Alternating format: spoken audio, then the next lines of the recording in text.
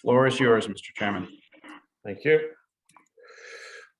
I'd like to call the planning board meeting of April 7th, 2022 to order, quorum being present. I'd like to introduce planning board members and staff. Starting with my windows, it shows Gemma Wilkins first, senior planner, myself, Rick Noonan, chair, Henry McCarl, Beverly Bookin, Jane Ramson, our new recording clerk, Catherine McNiff, Greg Katamatori, our planning director, and Doug Cook, who signed on under Rick Noonan for some reason. But why don't you change your name, Doug, if you can do that? I think he gave you my my sign-on name. And then we have Sean Henry, live from the kitchen.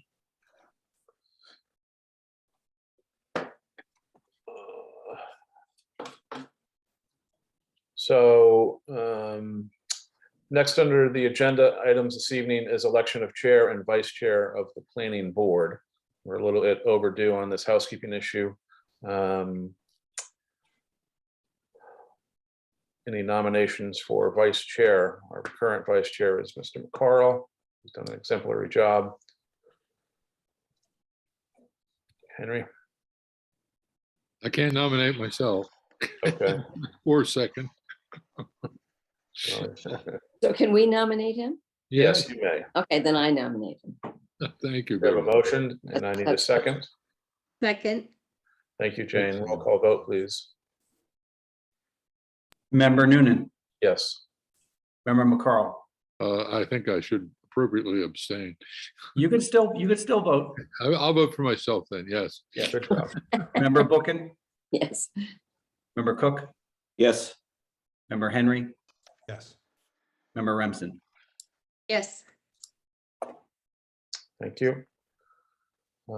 So for chair, I've been sort of hogging this position for a little while. I'm happy to continue. If somebody else would like to take a crack at making a nomination for a new I'll be chair. happy to nominate Rick Noonan as chair. He's done a fine job. Thank you. I don't see I'll anybody else jumping up and down. Yes. Thank God. I second that too. Okay.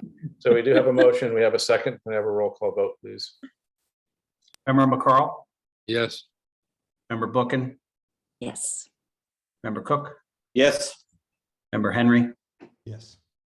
member Remsen, Yes. and member Noonan. Yes.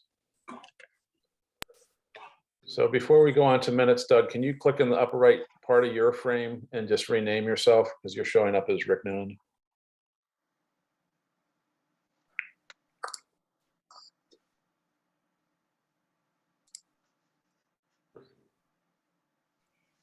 Well, he's working on that. We've got one set of minutes from March 3rd to review.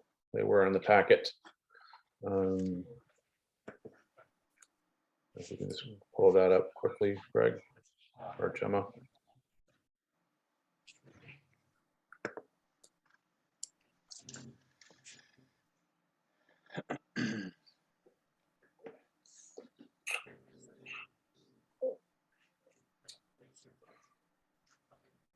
Thank you. So Mr. Cook was absent when arrived at 5:15. So these are the March 3rd minutes. Page 1.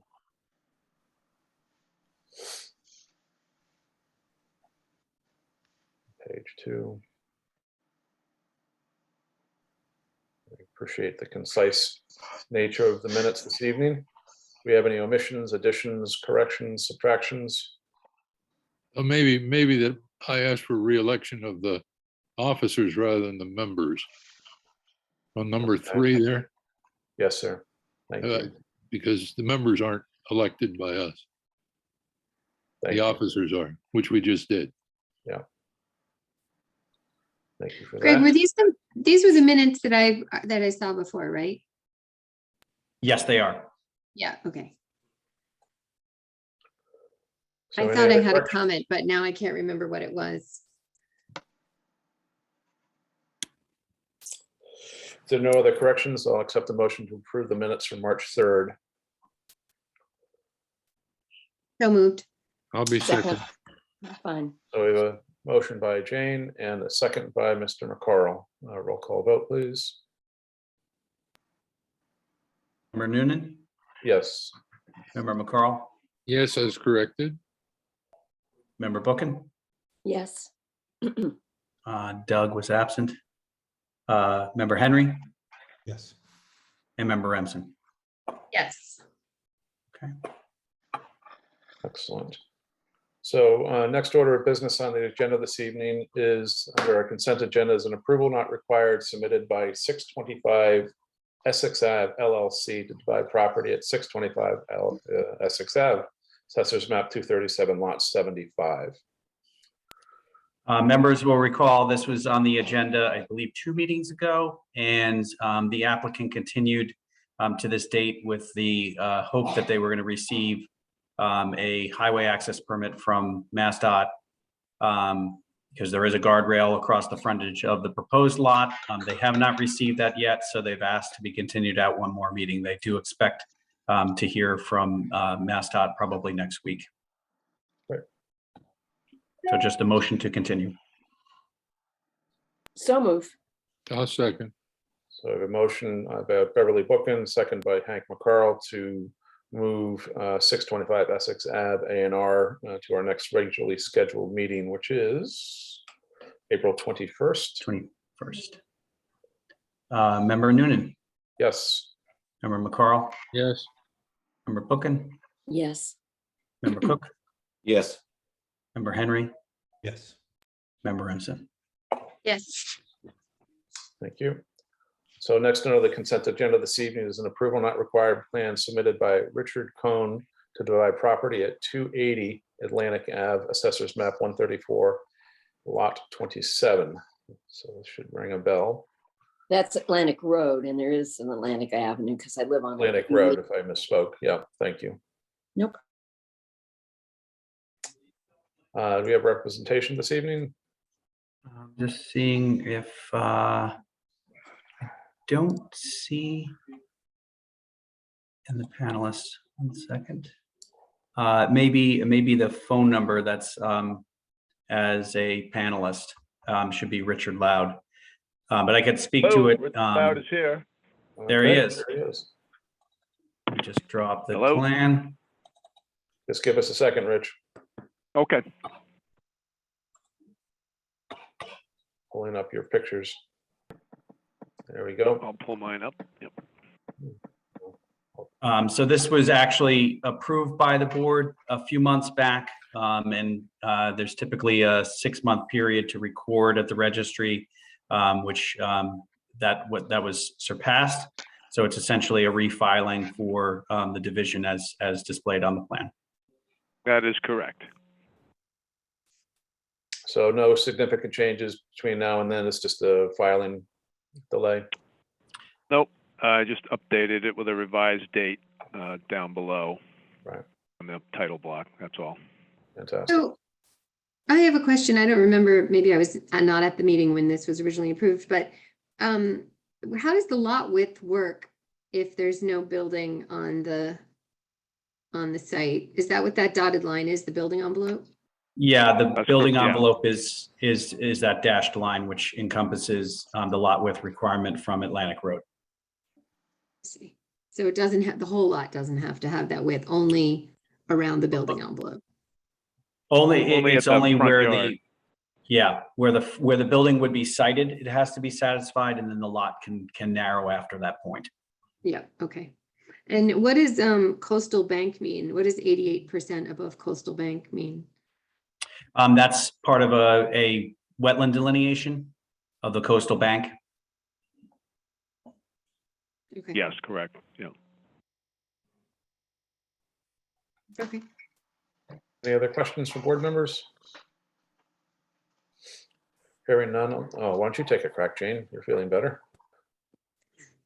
What am I doing? Making a motion? I move Yes. that we approve the A&R for go to my 280. agenda, sorry. For 280 Atlantic Road, Assessors Map 134, Lot 27. We have a motion, a second. Come on, John. I'll second. Thank you. Roll call vote, please. Member Noonan, Yes. member McCarl, yes, member Bookin, Yes, member Cook, Yes. member Henry, Yes. member Remsen.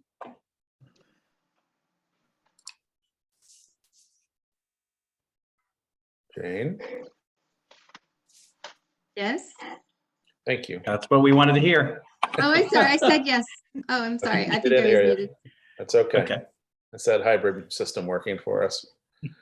Okay, next under the consent agenda is an approval not required plan submitted by Edward Band Jr. to divide property at 53 Folly Point Road, Assessors Map 147, Lot 9. I know we've got some color on this one too. Yeah, that's one I did as well. Oh, okay, Rich, thank you. Let me just get the map up, so give me 1 second.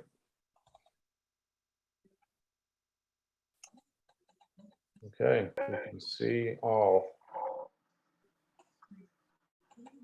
So the floor is yours, Richard. Yep, any questions come to mind? So why don't you just walk us through? I mean, it's a pretty straightforward, right? The lot size requirement. I don't have control of the screen, so I can't. Yeah, we're over, the minimums of required frontage and area considerably. And in fact, there was room here for 3 lots, although this is in a neighborhood where that actually would be detrimental probably. So they went with 2. And so lot 1 shows some type of access. Lot 2 doesn't show any sort of proposed driveway. Well, there was a house there up until 2000, on lot 1 rather. Is that what you were asking about? Yes, yep. Yeah, on lot 1, there is the remains of the pavement for the old garage to a house that was there, which was demolished 4 or 5 years ago. Okay. I have a question. Is the there's a bunch of like dots filling in part of the lot near the water. Yes. Is that like rocks and cliff there? Is that what that is? Yeah, that's where the vegetation is gone completely. As we know on the rocky coast of Cape Ann, there's nothing, and that's where that begins. There's no vegetation beyond in that zone. Okay. Okay. Thank Looks you. very straightforward. Yeah. Any I other think so. questions? Sure. Hearing none, I'll accept the motion, Jane. I move that we approve the approval not required plan for 53 Folly Point Road, Assessors Map 147, Lot 9. second, I have a motion and a second. Roll call vote, please. Sorry. Member Noonan, Yes. member McCarl, yes, member Bookin, yes, member Cook, Yes.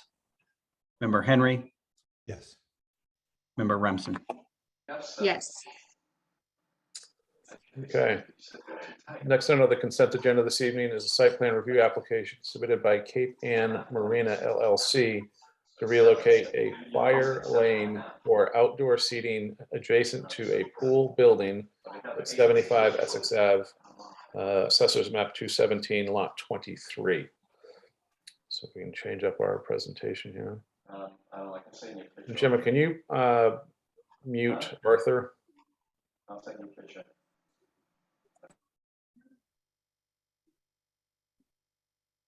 Seems to be on his phone. Yep, we got him. Thank you. So Greg, I know that, I guess we have representation on Cape Ann Marina. Yes, Tobin Dominic is on screen. Okay. Greg, you want to bring the board up to date on where things were as of yesterday? Sure. If I don't know if you want to allow Tobin to make a presentation first, Yeah. and then we can If kind of that bring is- you up to speed as to where things are. Okay, why don't we recognize Ms. Tobin, please? Good evening, everybody. Tobin Dominic, Cape Ann Marina. I'm also here with Patrick Hurd, who's our general manager, and who has also been involved with this. So I'm going to let him start. And if I need to share my screen for pictures and maps, let me know. Thanks, Tobin.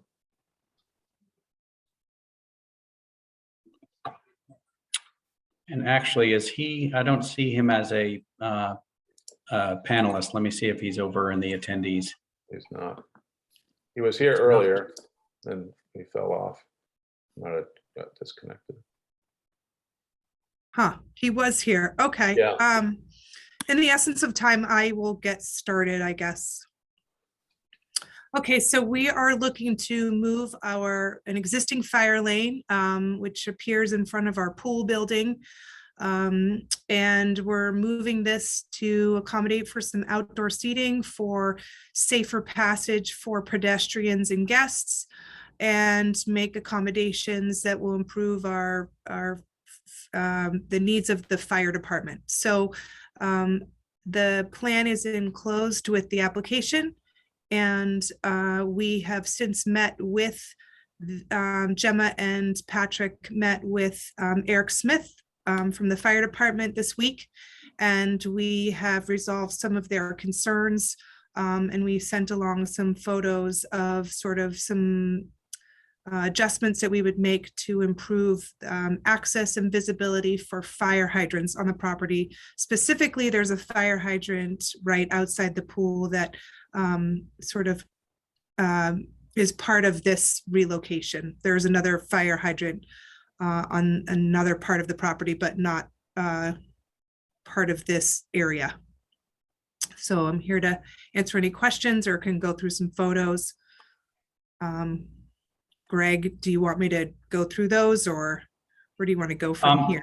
It might make sense. Do you have access to the site plan itself? That might be helpful to walk the board through the overall plan. I do. If I can share my screen. Yep. Let me get there.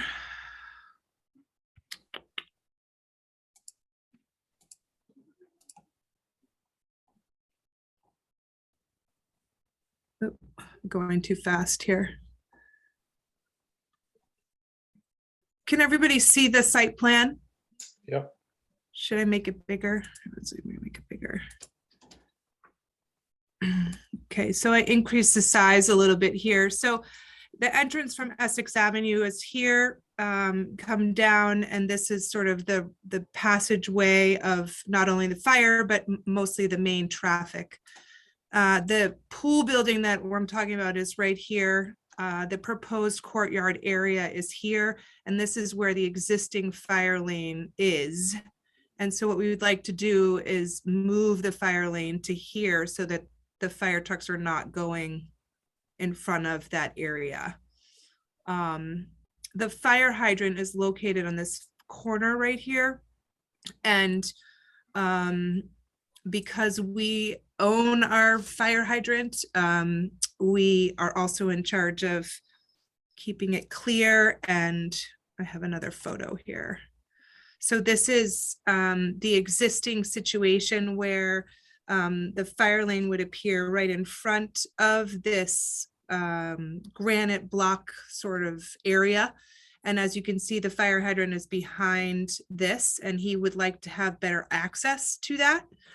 So let me get the after photo that we've worked up. So this is be the after photo idea. So what we would do is we would remove a large block that's in front of that.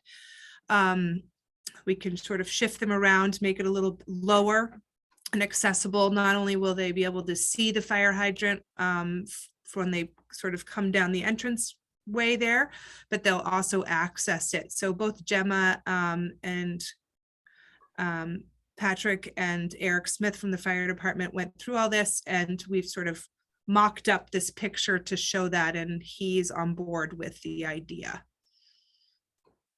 Also, I should mention at the other end, which is over here, he also wants us to improve visibility and access from this end of the fire lane, which is closer to the front door of the hotel lobby and restaurant area.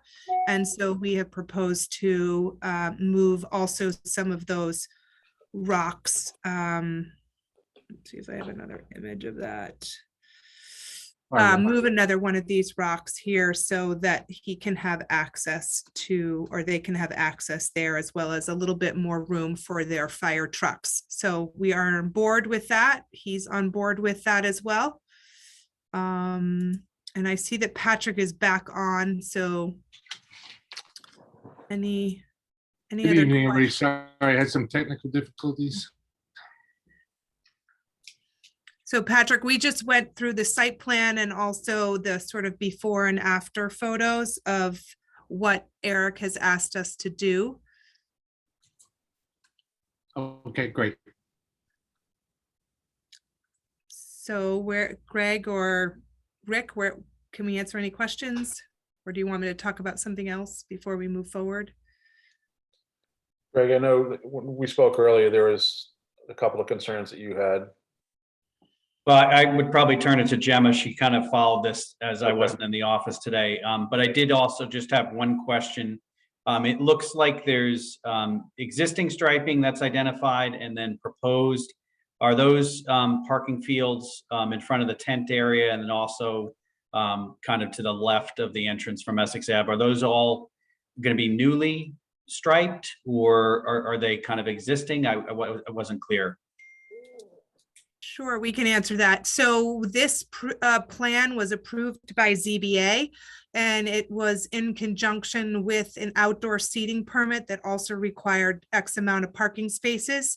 So these parking spaces are existing, and some of them over towards the tented area are sort of newly striped, but also we were also required to do a count for parking spaces. So we have drawn them in, but again, the parking spaces have already been approved by ZBA. Does that answer the question? Yeah, I just didn't know if that was, additional parking that was going to be striped. You had the area to provide the parking. Is it lined on the ground right now, or is that something that is occurring because of that permit? Sure. So most of it is lined right now, except for the area that's over in the parking. I'm sorry, the tented area. Okay. Every spring, that's a graveled area. So every spring we have to spruce it up after sort of boats get out of the way and that sort of thing. So it's a yearly maintenance on those stripes over there. Okay, thanks. Sure. Any other questions? Yep, I have a question. Go ahead, Jen. And I think this might be for Gemma. 2 questions. So I understand this has been to ZBA, but aren't parking spaces the purview of the planning board? And the removal of these parking spaces, does that, do they still have the required number of parking spaces? That's question number 1. And question number 2 is, where are the handicap spaces going to be relocated?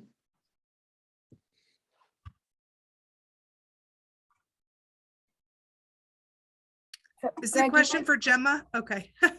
Part 1 was for Gemma and part 2 is Okay. for Tobin. Greg actually might be able to speak to the parking spaces better than me.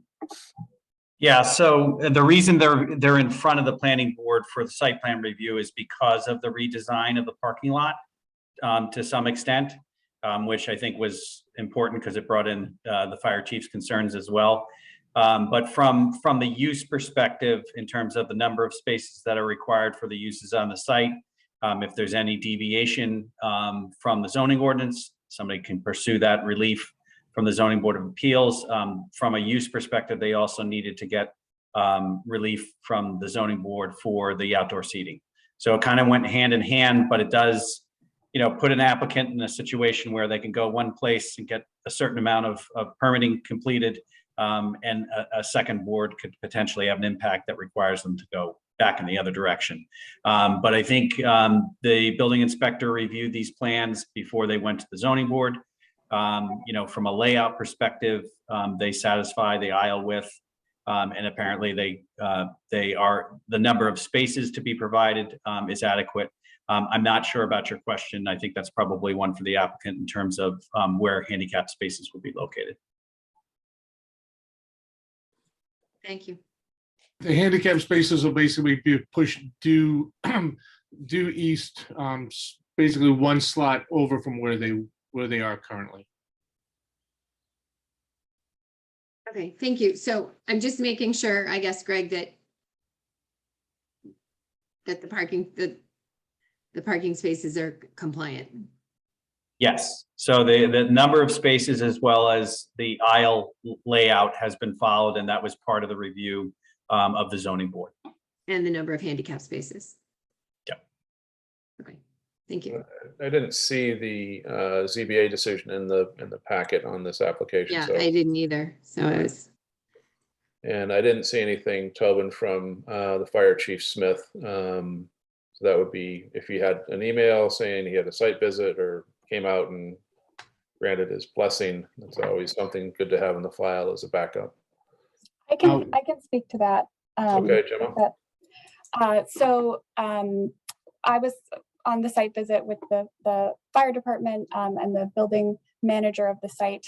And they had mentioned, as discussed, the inability to access the fire hydrant as well as the entrance. In our email correspondence, Chief Smith did say that the proposal to reorder the stone blocks did satisfy what he was looking for. But he did respond with an email with a number of additional concerns, which I did put in that Google Drive folder. The first one being he would like for the applicant to identify the flow rate for all of the hydrants and paint them following National Fire Protection Association color coding. And then that he would notify Chief Smith as to the flow rate of the fire hydrants and install flags on each of the hydrants. And then also he provided in that email, and I can pull it up if that would be helpful, some images of the other hydrants on the site and asked that they are ensured that they're visible. He provided some guidelines about being sure that they're clear by 36 inches around the entire circumference and 60 inches in the discharge area, and that they're accessible to firefighters.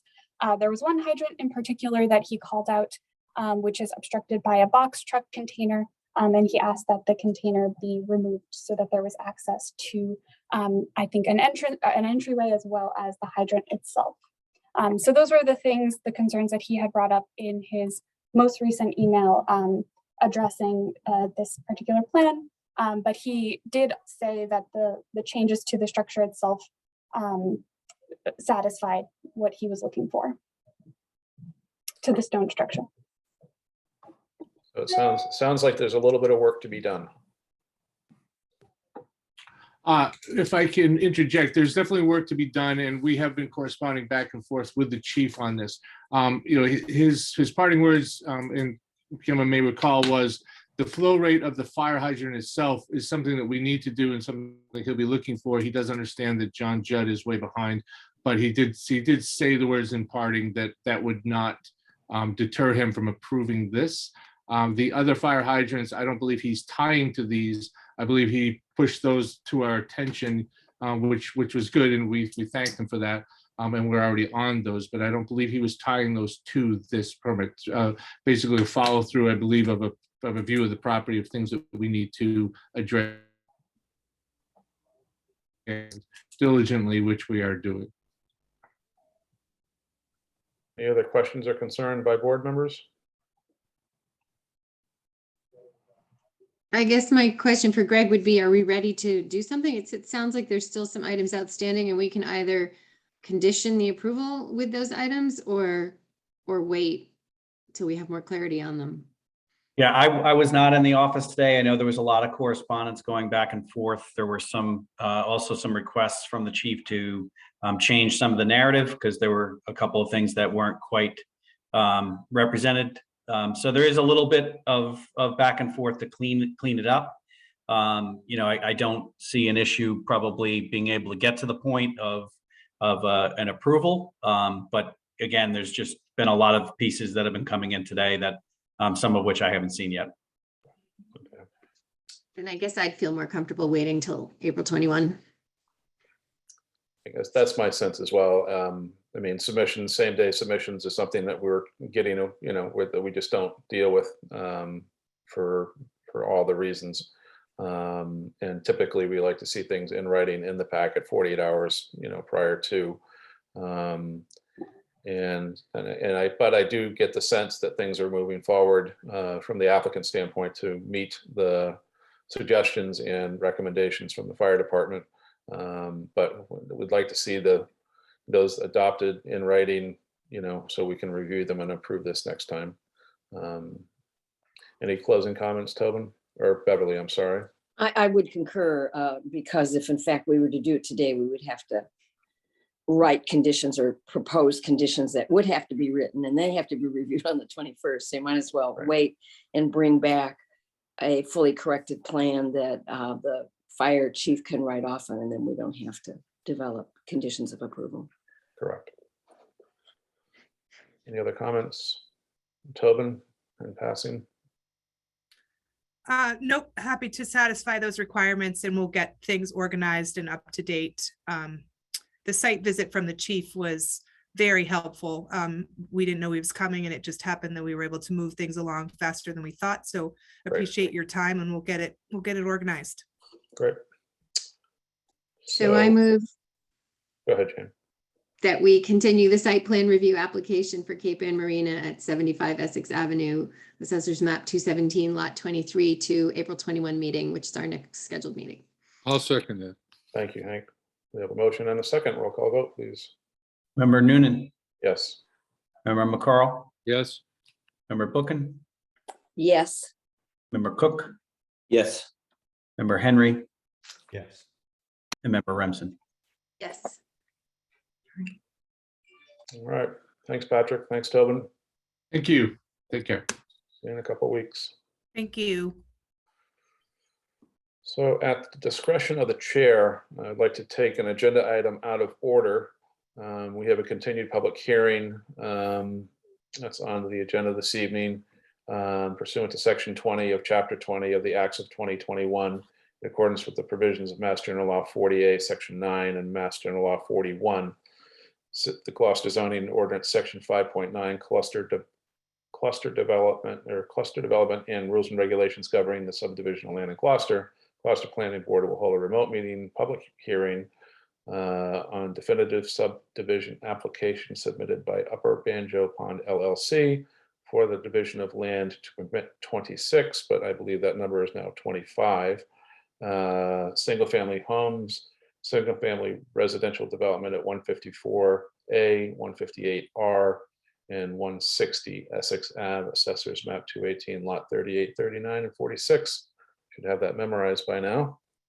We will open the continued public hearing. Mr. Favazza, the floor is yours. Thank you, Mr. Chair. For the record, Joel Favazza. I'm an attorney at Seaside Legal Solutions at 123 Main Street in Gloucester, representing Upper Banjo LLC. I've got good news and bad news. The good news is I'm going to get you all out of here a lot sooner than you thought. The bad news is because I need to come back in 2 weeks and try and wrap it up then. We were doing our last minute kind of panic review, and we realized that there is a small section of the layout of the new road that is missing the defining lines on the edge showing the extent of the layout. And so seeing as these are, pretty important plans that would become part of the approval if we were so lucky as to get it, we don't want to have to, be last minute in this meeting explaining where other lines need to get toggled. We'd rather just say, you know what, you give us 2 more weeks, we'll get this to you probably tomorrow or Monday, and then we'll come back at your next meeting and have the discussion we're hoping to have tonight. Did you want to elaborate on a couple of the finer points or just move along, Joel? I don't want to take up any more time. I think we'll have a good conversation next week. If you had a chance to read the letter that I sent about 2 weeks ago, it explains the changes that have been made in response to requests from this board and requests from staff and requests from the third-party reviewer. Other than literally these 2 lines that we're going to add to the plan, nothing will be changing from what was going to be before you tonight to what will be before you in 2 weeks. Right, but the one that stuck out for me was the 26 to 25. Sure. Yeah. If you went, we the big ticket items we changed, right? We eliminated cluster 1. Cluster 1 wasn't quite matching with the intent of what a cluster should be. It wasn't quite, couldn't quite get to conform. The open space behind cluster one was trapped. And we really had no backup space for as the development gets populated to being able to, expand some open space uses, whether it's kayak storage for the pond or a maintenance building or, emergency snow storage space. If we get a huge blizzard, that sort of stuff, right? So we eliminated one of the lots and just going to keep that as undefined open space. And then per suggestion of Mr. Hamatori, we shrunk the lots down along the northerly side. It does two things. It pulls the rear lot lines further away from the pond. So anyone who wants to put in a backyard lawn or other improvements will be kept further away from that resource area. It also enhances the open space numbers. It also enhances the undisturbed open space numbers and keeps the cluster feel that this development is supposed to have. And again, we can go through all of that in more detail at the next one. But yes, as the chair pointed out, we're down to 25 lots at this point, and those lots have gotten smaller where possible in response to the suggestions from this board and the staff. Terrific. So why don't we hold questions until the 21st? Jane, if you want to just do an abbreviated. So I move, we can, but you don't mean to read the whole thing again? No, I move got that a we tattooed on continue my arm. the public hearing for Upper Banjo Pond LLC Cluster Division 154A, 158R, 160 Essex Ave to April 21. Second. Second, thank you, Beverly. Roll call vote, please. Member Noonan, Yes. member McCarl, Yes, member Bookin, Yes, member Cook, Yes. member Henry. Member Henry. Yeah. Oh, Okay. okay. Thanks. Member Remsen. Yes. Okay, fantastic. Thank you very much. Thanks, Joel. Back on track with the pre-application submission by James McKenna. Nice to see you, Jim. Esquire, representing Cole Ave LLC for Open Space Residential Development, also known as an OSRD, subdivision at 19 Cole Ave, Assessor's Map 213, Lot 20. Welcome back into the fray. Yeah, nice to be with all of you this evening. Good to be back. And I hope I don't sound like Arnold Schwarzenegger. We're really happy to be here tonight. We're submitting a very preliminary informal pre-application review for this proposed project. My name is James McKenna, from Essex Attorney. I represent 19 Cole Ave LLC. The owner is on with us tonight, Arthur Pimentel, together with our site engineer, Tony Chimpetta from Hayes Engineering, who will go through some of the detail if time permits. But again, this has thankfully been an idea that's long in coming. I generally don't like to be the first to propose something under any zoning ordinance or be the first of anything, but here we are. This is opportunity, I think, to propose something that sort of threads the needle, we believe, in terms of the OSRD. Although it has not been utilized before in Gloucester, it's a great tool, and we're excited to be here with you all to work, hopefully in a collaborative way, to propose something that will be a good example going forward, how to submit under this ordinance, as well as to propose something that we can all be happy about at the end of the day. My client has pursued some other options here on this site, but took the advisement of your staff, and thankfully we have good people in your offices who advised us to pursue this because they saw the opportunity to explore this application process and perhaps at the end of the day, come up with a good project that does exemplify the values and objectives of the OSRD. So that said, we're kind of nervous about this because there is no precedent for it. But that said, there's always a first, and we're willing to take the first step and see how we go. But I think I want to set the tone here to say we really are open to all thoughts and considerations and concerns of the board and the staff and the abutters and anyone, frankly, who are interested in this process to give us some feedback so we can get a good that exemplifies the kinds of values and interests that the city wants to see happen under this ordinance. So with that said, the site, if you have any familiarity with it, is at the end of Cole Ave. It has a history of being utilized more as a utility space than a space for residential use. It's I don't want to get into the issues of butters and whatnot now and how they have utilized the site, but the site has been, formally used as a facility for wood fabrication and things of that nature. And so there was a mill on the site for many years ago. That became derelict, and the site became used as a place where people thought they could just use it as they wanted to. You can imagine what that would bring. Some trailers and things and some potential transient use that really doesn't make the most of a site of this nature. The site sits at the edge of a very important city resource, a water resource, Wallace Pond.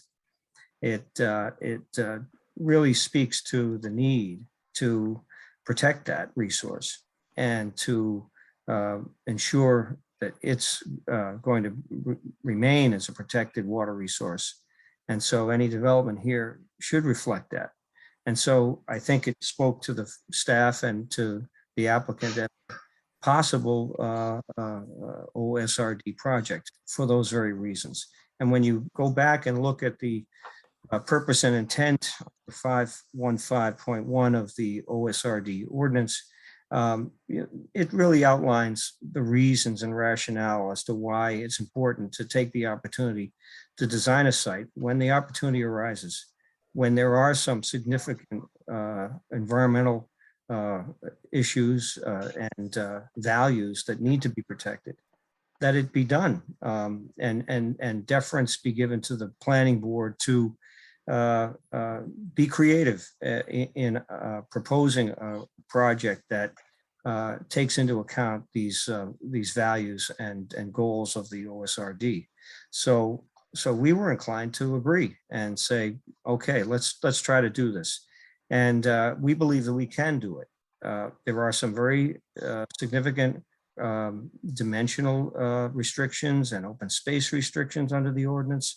And not all sites present these opportunities, but we believe that this site just may do that. So we'll go into some of the detail. I'll have Tony from Hayes Engineering discuss the particulars of the yield plan and how that reflects on the proposed plan that we would ask for some input on. But again, this is a very preliminary conversation. And so we are very wide open to your thoughts and concerns and objective thoughts about how we can make sure that we propose a project that succeeds in achieving the objectives of the OSRD so that it is a good example going forward for others to utilize. We believe that we can preserve in excess of the 50% requirement in open space. We believe that we can propose a project that reflects good on the preservation of the natural contours and features of the site, and that protects the watershed and Wallace Pond. We believe that we can propose a project that is consistent with the housing objectives of the city and propose mid-range housing in duplex cluster sort of arrangement that makes wise use of the space as well as minimizing the impact that that development will have on the site. We believe that we can really be respectful of the abutters and the area and build something that everyone, hopefully at the end of the day, will be pleased with in terms of its look and its configuration and its access and look at some of the things that the city needs perhaps to improve on the street and also perhaps some upgrades relative to infrastructure that we can introduce that makes the project work effectively and for the benefit of the abutting areas. And so it's a interesting site. It's, if you are familiar with Cole Ave, it's a less than a 3-iron away from the MBTA station. It's in walking distance, frankly, less than a quarter of a mile, which raises an interesting question about the recent state legislation but we won't get into that because we're not submitting under that, but it does bring those thoughts to mind. It really is a site that I hope that we have a site visit and you go out there and you see it. I think you'll get a good feel for the fact that it's a challenging site because of the way it was utilized in the past. It needs to be something better than it is. It needs to be cleaned up. It needs to have a good investment made into it, because I think you'll see very clearly that it's a site that's been used and frankly, perhaps even abused in the past. And it's a time that it is properly attended to with proper investment and for good reason. So we hope that we propose a project that brings value to the neighborhood, brings value to the city, and brings good, strong housing, mid-range income housing that really adds good value to the housing stock of the city. And does so with the least amount of impact that we can have on a site, and reflects the good interests of protecting our water supplies and our open space as well. So I'd ask Tony to walk us through the site, give some orientation to the board of what we're talking about, and take a look at the yield plan and then proposed concept plan. But again, this is very preliminary. I think it's wide open in terms of thought and comment, and we're really welcome to have the board's input, to be collaborators with us on something that is at the end of the day going to be something we're all going to be happy with. So Tony, would you walk us through the plan? Thank you. Tony Capuchetti with Hayes Engineering, 603 Salem Street, Wakefield, Massachusetts. So as Jim was saying, that the site is located off of Cole Ave. There's also it also fronts on a paper street called Esperanto, that, if you can see my cursor, runs through at the north of the property. And the existing Cole Avenue Road is just shy of the property, the paved section, or the right of way runs to the end. Our site's kind of shown in yellow, and you can see that there's a large area of clearing where the former lumber mill was located. As Jim said, we're here under the open space residential development. It's governed by section 515 of the ordinance. It requires a minimum open space tract of 50% of the parcel area. It excludes resource areas, excludes about 2/3 of the required buffer. There's a vegetated buffer that's required around the entire site. And we felt it was appropriate because of the proximity to Wallace Pond, which is a public water supply. It's one of the city's reservoirs. So the goal would be to protect the bulk of the watershed in perpetuity. And as was stated, we're about 1,000 feet away from West Gloucester Station. Our site being down here, the West Gloucester commuter rail station, 1,000 feet away, less than a quarter mile, a short walk for any of their residents, which is makes it a very good development site, commuter oriented, and some smaller townhomes are what are proposed. In the existing condition, what I'm showing here is the 100-foot buffer zone to either the top of bank, there's a small associated wetland in this area here, and then we don't own to the pond at the southernmost extent, only on the southwestern extent. So the green area is the 100-foot buffer zone on the site. The site's 3.7 acres, and this orange line represents the watershed, where it breaks from water that runs directly to Wallace Pond, and then water that runs off to the north, and it's ultimately tributary to the Annisquam River. We did a yield plan, and this is a requirement of the ordinance to show the maximum number of lots that would be proposed under a grid subdivision. We have a 500-foot dead end extension with a cul-de-sac. We end up with 6 conforming lots, each that would provide a duplex at 10,000 square feet. I'm sorry, 20,000 square feet in the underlying zoning district. But again, if you remember where that 100-foot buffer zone line is over here, we have a couple of houses in there, some grading that gets us close to 25 feet. So there was a lot of disturbance, and when we sat down and discussed this with planning, they said we could do better, and I believe we have. So the proposed plan, what we do is we come in and bring the units as close as we can to the existing boundary. This is the vegetated buffer that needs to remain around the site.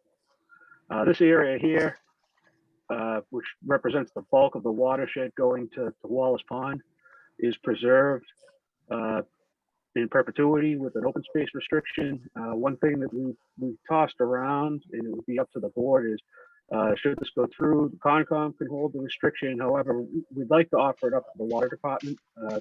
There are some grants and other things for water supplies that preserve their watersheds. So if they could benefit the water department more, we'd like to see if they could hold the land.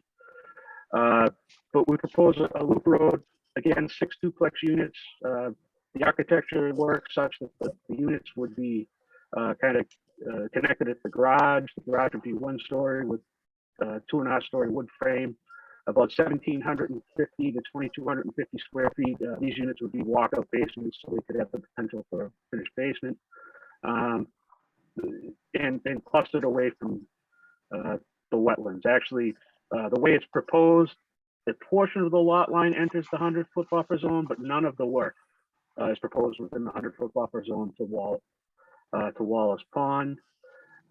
Again, this is that watershed line. Although the road is presented in the watershed is picked up by some catch basins and treated, and then discharged towards the Annisquam.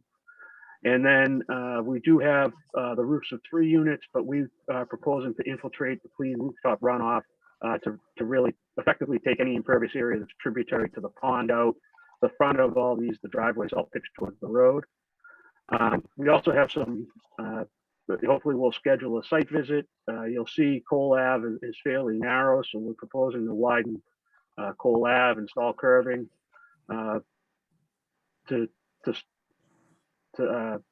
conform to the subdivision, and generally improve the right of way, as well as build a small portion of Esperanto and then bring the driveway onto the site. This would be a private drive.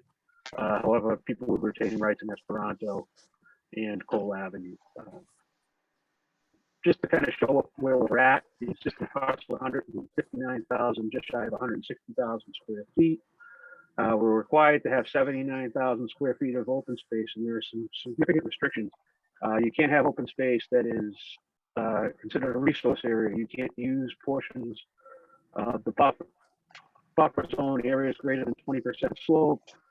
So essentially, we end up at exactly 50.1%, and this has to be contiguous. So the way the road works, the portion that is on the east side of our proposed road doesn't count towards the open space for qualifying under the OSRD.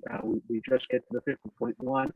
However, if you factor in all the open space, the buffer zones, the vegetated buffer strip, the area on the easterly side of the road, almost 62% of the property is protected open space. And then we show each of the lots is hovering just around 5,000 square feet, with about 2,300 square feet of lot coverage between roofs, driveways, and hardscape. And all the lots have at least 20 feet of frontage. So as Jim said, we're very early in the process.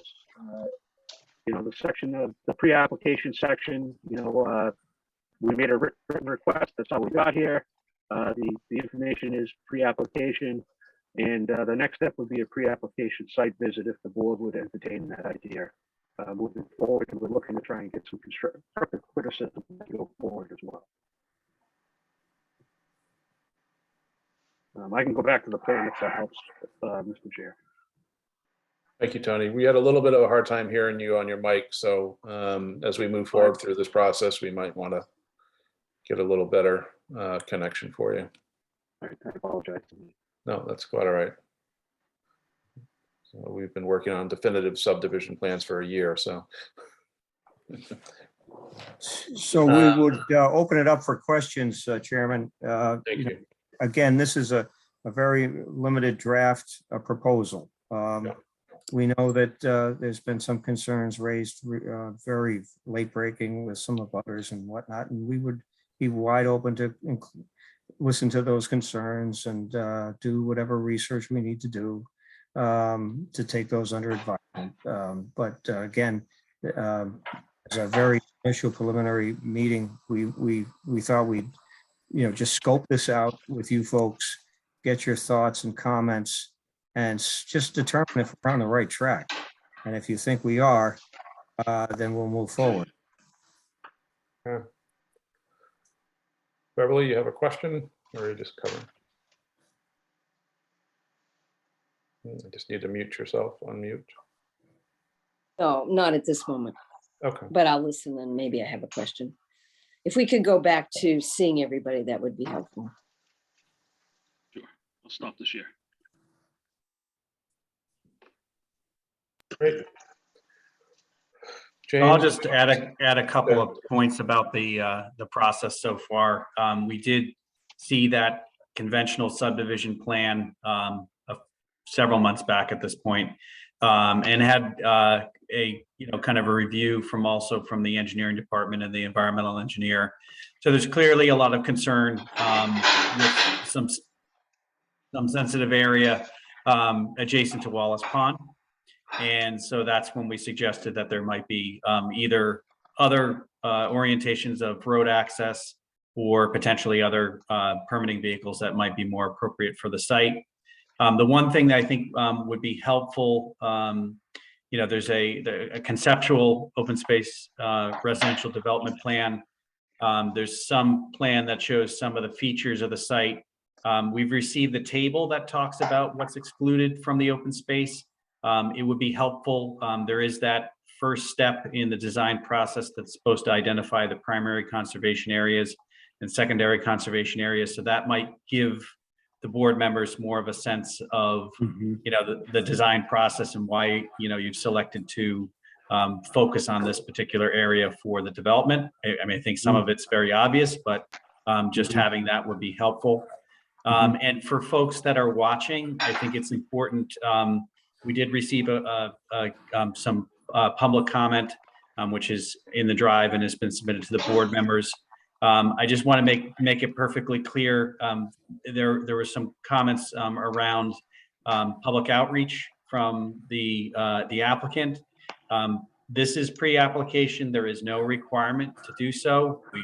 I think as a board would always encourage outreach to the abutters when things are starting to be proposed, but there's nothing in ordinance that requires that. So however this process resolves itself over the next few weeks, it's not the issuance of a permit. It's not the issuance of anything other than the opportunity to kind of have a dialogue and decide whether, again, there's one approach that could be filed next week as a definitive plan. And there's been some concerns raised around that. And so, it's the opportunity for the applicant and the board to explore, the potential for an alternative option. Thank you, Greg. Greg, if you could And so we never ever get to see a alternative division, sort of an alternative plan other than the OSRD or the cluster. So, in this permutation, I mean, it seems as though the alternative to the OSRD would require an enormous amount of relief from pretty much anybody and everybody that's in the city. And so talking about yield, what's the, how do we get from here to there, just to sort of understand what our yield is, or is it just simply? Yeah, so I think what Tony has done is he's taken the rules and regs of the planning board and applied them in terms of right-of-way width requirement, length of road requirement, conceptual drainage. It does require a lot of site grading, but there's no prohibition to site grading. The only thing in additional that would be required, and still may be required, because this site is tributary to Wallace Pond, is there is a watershed protection overlay district. But again, that also has standards that can be applied. So I think, that the representation from the initial plan is it is something that would otherwise comply with the subdivision standards. And perhaps Tony can speak to that as well. That's hang correct.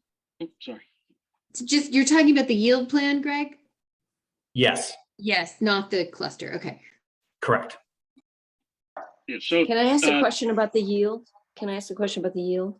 Okay. I missed the total acreage on this site, it's against which, 3.7 acres, 20,000 square feet for a duplex lot, 20,000 square feet for a single family lot. It's a unique zone where it's, no, I get that, but 12 is the maximum allowed?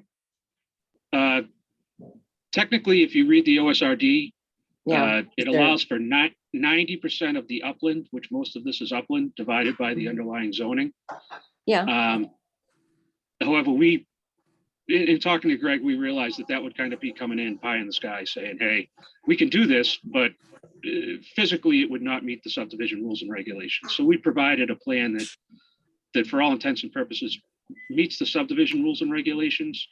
It requires no relief. It would require the filing of a notice of intent. We do get fairly close to the wetlands and the Wallace Pond resource. We know there would be significant pushback on that. But from a design standpoint, there's no relief required. There is a special permit. However, residential is not one of the exempted uses in the watershed protection. And my understanding is that the watershed protection would be for incidental grading in the district for the special permit. So again, we're trying to ground this in reality. And we think that given the character of the neighborhood, 1,700 to 2,200 square foot duplex units are in keeping. We're trying to have them as a moderate price. And we think being near the commuter rail station is a good selling point for these. And we really think it would add some needed housing to the Gloucester market as well. I'm not arguing with you. I'm not arguing with that, but you still didn't answer my question. And how did you get 12 units out of 3.6 acres at 20,000 square foot, at 20,000 square foot? 20,000 square feet a lot provides you 6 lots is 120,000 square feet. Gotcha. Times 2. Gotcha. Yep. Okay. And then you're All right, allowed. just want to make duplexes sure the by 12 right. was Yep. correct. I Yes. made a Yep. mistake in my calculation and I came up wrong, but it's because I didn't count for the by right duplexes. So 12 is the correct number. I just wanted people to understand that is within the allowable density. Thank you, Beverly. Any other questions while we're huddled around our computers tonight? So just to beat this dead horse, Greg, the yield We've only been plan- talking about it for 15 minutes. I don't think we're there yet. I think I'm asking the same question as Beverly, though it is in a different way. Yeah. The yield plan, according to you, it does comply with all subdivision regulations. So if So they put I in- haven't done Yeah, I haven't done that deep dive, but even with the plan that they're proposing, you know, which is not consuming all of the frontage of the proposed road, you know, there could be creative ways to try to add additional lots. Again, I think this was actually an original approach. It wasn't really necessarily designed as just a yield plan that, you know, might begin with really just lotting it almost as if it was two-dimensional rather than three-dimensional. They went a little bit further with it as a almost kind of a preliminary definitive, I'm sorry, So for real preliminary options. Yeah, I get it. subdivision plan Yeah. by not just, you know, drawing a layout and laying out some lots. They actually looked at, you know, the standards to try to provide essentially a waiverless subdivision if they were going to pursue that route. So for And people if I watching. could, Yeah, go ahead. go ahead. No, go ahead. I was just gonna say for people watching, abutters and whoever, I just want to be clear that there are two possible plans here. One is a normal subdivision plan, which would probably, Greg is saying, be possible, you know, assuming there was a much more granular look at it, or put the same number of units in half the space, which looks kind of crowded, but does do what the open space ordinance is designed to do, which is preserve half of the lot or half of the area for open space. And just, yeah, go ahead, Beverly, then I have another question. Yeah, because with regard to this, so I did my calculations. I have to apologize. Sometimes my math is sloppy, but the site is just really a few square feet short of 8 lots at 20,000 square feet, which means that the site could be developed to 16 units. They're proposing 12. So that is a function, I think, of looking at the carrying capacity of the site, looking at the topography of the site, looking at the requirements for open space. And so in that regard, the code would allow more than they're proposing. And I want everybody to, I think everybody should realize that. Yes, so my next question is, could the applicant just describe, or Greg, I'm not sure who, the surrounding land to the west and also to the south? I think that's all City of Gloucester land, right? And what is that currently being used for? Some of that is area that is protected lands. And so we believe that the south area certainly seems as existing, you know, natural vegetation and protected area.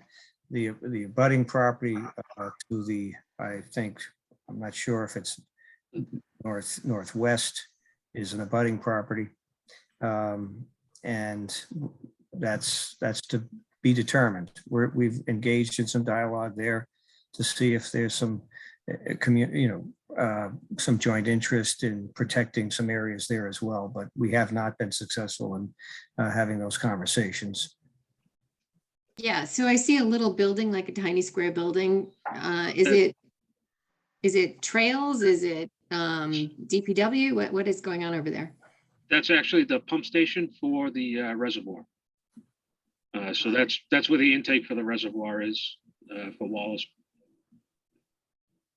And that's why we're saying that so the area to the west, I believe, is water department land, and that's why we're saying that we think it might be worth the dialogue of seeing if the water department wants the conservation area that we'd be parting with. Got it. Thank you. Any other questions, folks? Hearing none. Greg, go ahead, Sean. Sorry, I didn't see you waving at me. No problem. I was muted and just waving at a blank hand. Is Cole Avenue sewered, or would you be bringing a sewer line up to service this new development? It stops about 100 feet shy of our site. However, there is connection at Esperanto that we would bring around because the high point makes sense to use the gravity sewer for the, I think we can get from the high point, all but 4 of the units can go gravity to Esperanto. And then we would extend the sewer to our site and do individual pump lift stations for the 4 units that are to the southeast. So the first 2 as you enter the road would have to be pumped, and then everything else would go gravity down to Esperanto. Would you have to increase the current line size, or is a line that comes up within 100 feet of you, is that sufficient? It should be sufficient. It's an 8-inch, which would serve, a much larger area. We're preliminarily, we just looked at it. So even if at minimum slope, it would handle the site, but it may have more capacity if we go and check the slope than what we initially designed for. Again, these are, going to be 3-bedroom units. It's not a huge tax, and this is not a very heavily built out area. Thank you. Another Okay. question. What's the condition of Cole Ave right now, and how wide is it? You mentioned having to make improvements. Would you have to make it much wider? And are there stone walls, or I've never been out there. Are there stone walls or anything like that in the way? Is that going to cause a problem with the abutters on Cole Ave? So the right of way is not in the greatest shape currently. The stone walls, any landscaping work is at the edge of the right of way line. So all the improvements are within the 30-foot wide right of way. There would be some grading in the right of way that would go up to the edge of the property line, but there's no work on any of the private property. And, as it gets up close to our site, once it gets past Esperanto, it does narrow down to sometimes as narrow as 13 feet. So we're proposing to widen that to 20, and then it widens out a little bit as you get down heading to the road. It varies between 18 and 20 feet in spaces. Thanks. And the reason I asked that question is because sometimes when these roads are narrow, 13 feet or whatever they are, people feel like their lot goes right to the road, and they have, sheds or stone walls or trees or what have you there that would be impacted if you widen the road. But we'll probably be able to answer that question if we go on a site visit. And also I don't know, do you have stakes out and stuff where the new road would be, or where the widened road would be? That was one of the questions I was going to ask from the board. What would you like to see staked out? Center line of road is usually a big one. I'm wondering if the rear house corners closest to the reservoir would make sense. Anything else that you want to look at, we can add and get staked out within a week. Greg, what other things would you like to see on the ground before a site visit? Yeah, I think it might be helpful, particularly in the section of the existing Cole Ave, to the extent of the widening. That would be helpful, Okay. probably also for anybody, that's immediately abutting it. The center line is probably helpful. And like you said, I think again, this is fairly fluid, but, giving a sense of reference, that would probably, as we walk it, you could also point things out. Esperanto is currently a paper road, right? There's not a paved. Yep. That's good. Okay. Any other comments? So Tony, you think you need about a week to get things in the ground? Yeah, I think by next Thursday, I should have everything in the ground. Okay. I don't know when you usually schedule your site walks for, but anytime after that would be.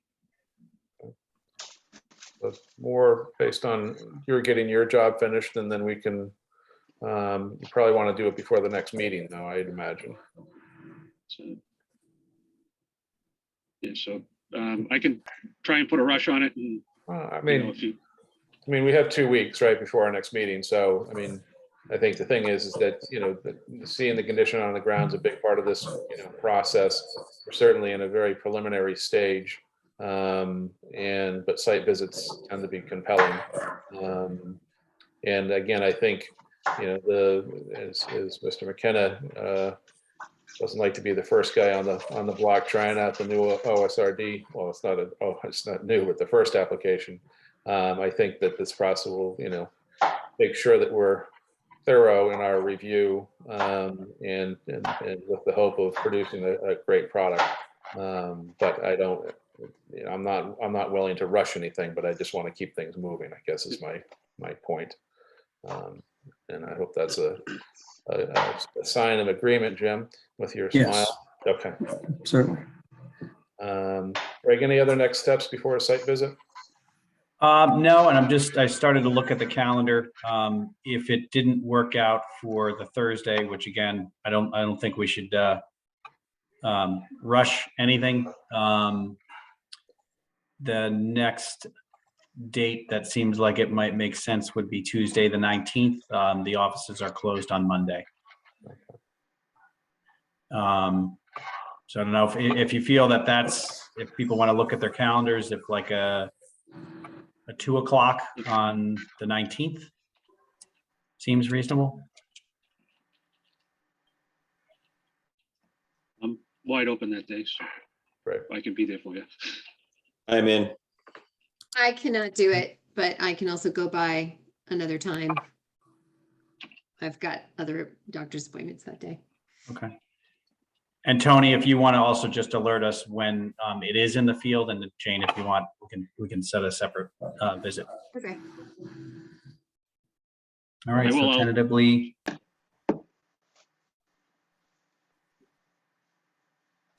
we'll say 2 p.m. on the 19th. Excellent. So the journey begins.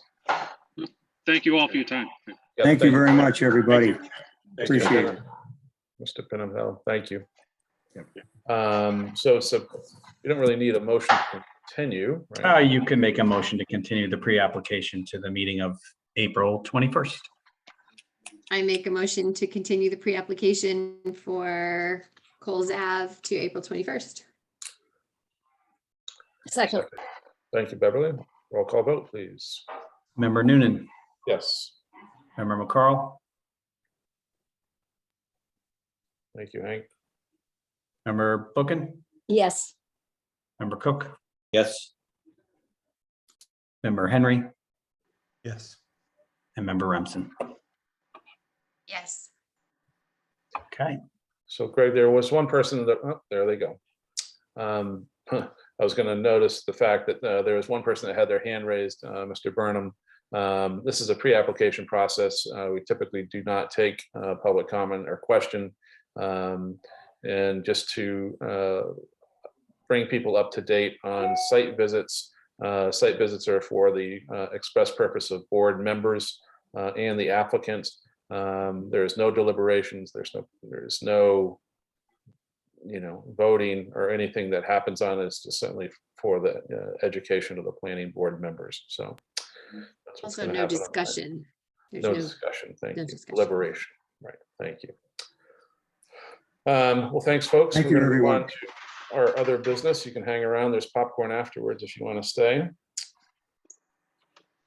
Rick, I've got a question at some point Yeah. about procedures. Go ahead.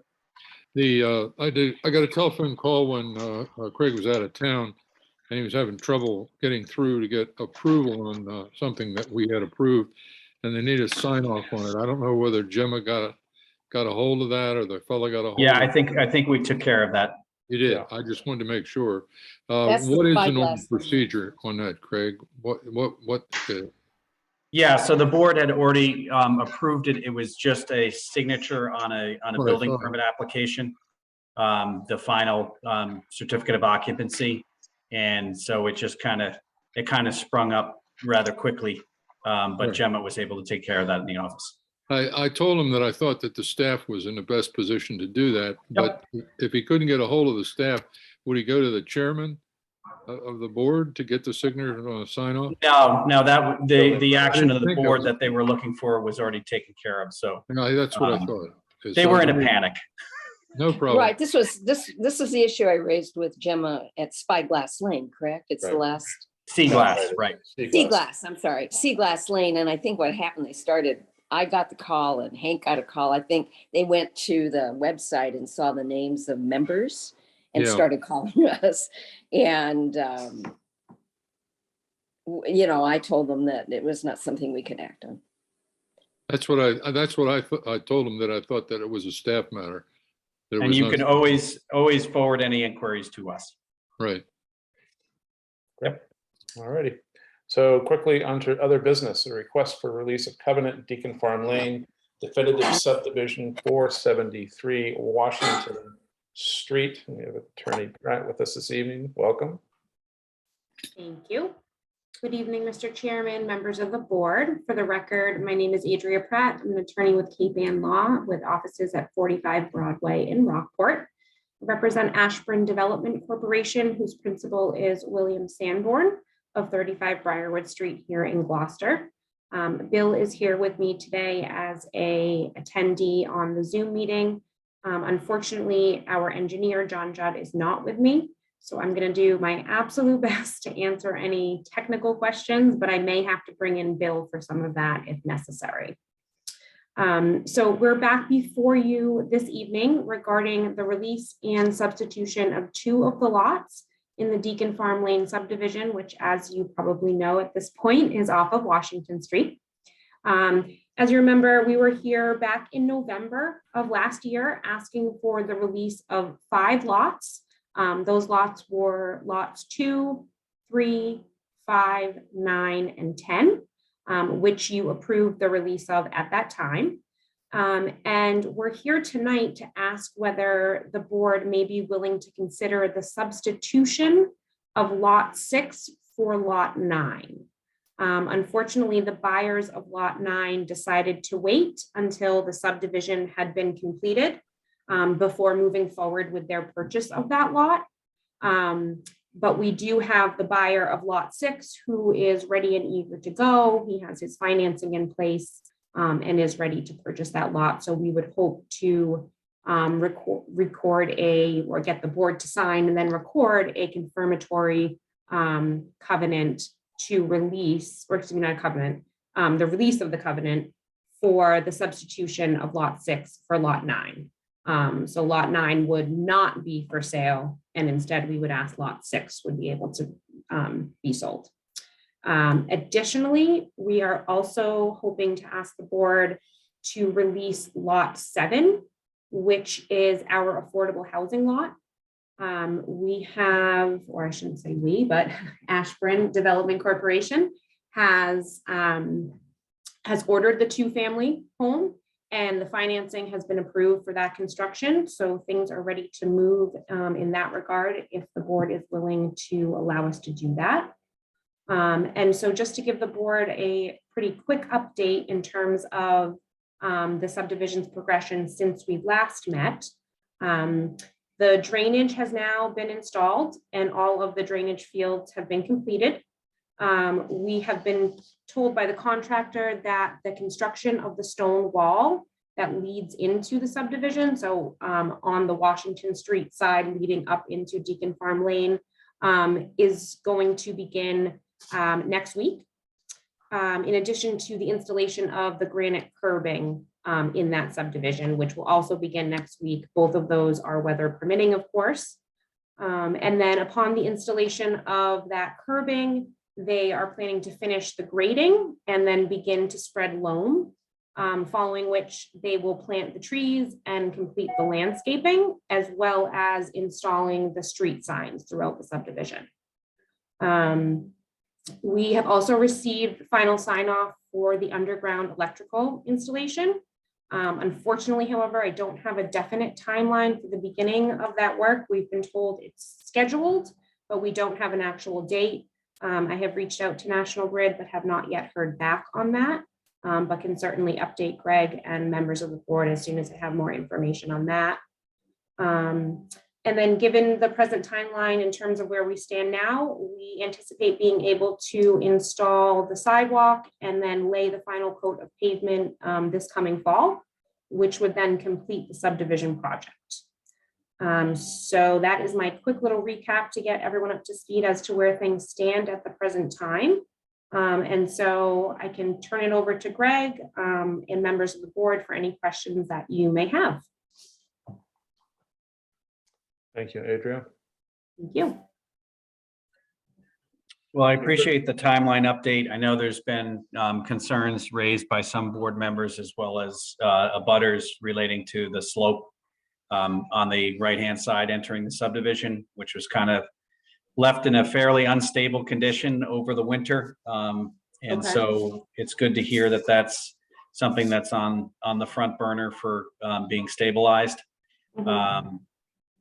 You know, otherwise, you know, we're kind of in the same position that we were in terms of the condition of the roadway at the first release, other than the additional drainage features that have been added since the board last released the lots from the covenant.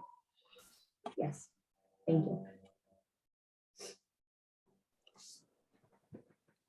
So because it wasn't, and I didn't have the actual Form M in front of me, but it's not exactly, so you want to swap 6 for 9, so not cell 9, cell 6. And then what were the other requirements? And then the other request was the release of lot 7, which is our 2-unit affordable housing lot. Right. And to be quite honest with you, I'm not sure how the release of that goes. I'm not sure if you would issue a release the same way you have done with the other lots, or if it's just for the building permit and then not a full release until the affordable housing, you know, requirements have been met. But we're willing to, you know, kind of follow whatever the board recommends in that regard. We were just hoping to be able to begin construction on that lot. Do you have the Form M, Gemma, that you can put up that was filed? I just, again, you know, in the spirit of moving things forward, I just want to make sure that we're releasing and swapping the right things. While you're doing that, Adria, can I ask a question? How many lots are left after, if we do lot 7 and swap lot 6 for 9? Okay, so if we swap 6 for 9, that gives us still 5 lots that have been released, which leaves 5 left. So if you allow the release of lot 7 for the affordable, that will leave 4 lots left in the subdivision. Thanks. It's a 10-lot subdivision. Yep, right. I guess I could have done that math.